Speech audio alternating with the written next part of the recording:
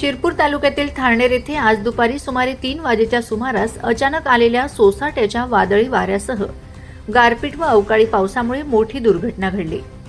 पपई वाहतुकीसाठी आलेले आयसर वाहन वाऱ्याच्या तीव्र झोतामुळे पलटी झाले।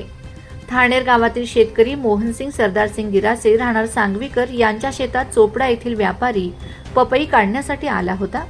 एका वाहनात सुमारे 10 टन पपई भरून आली होती।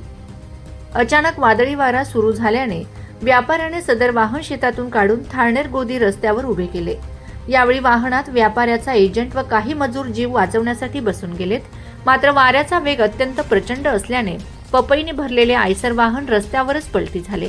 या अपघातात वाहनाखाली मजूर दाबले गेलेत। या घटनेत व्यापाऱ्याचा एजंट इस्राईल खान हा वाहनाखाली दबून गंभीर जखमी झाला। त्याला तात्काळ शिरपूर येथून धुळे येथे पुढील उपचारासाठी हलविण्यात आले। तसेच चोपडा येथील पपई मजूर अजय भिल, शहाणा महाराज, आकाश पावरा, शरद पाळधी, जिजाबराव कोळी, गाडगे दादा व रुपाली पावरा हे वाहनात उपस्थित होते। या सर्वांना किरकोळ दुखापत झाल्याने त्यांना चोपडा येथे उपचार करून घरी पाठविण्यात आले।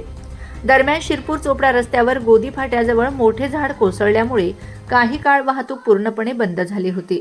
त्यामुळे वाहतूक थाळनेर मार्गे वळविण्यात आली होती। माझा खानदेश न्यूज ब्युरो शिरपूर।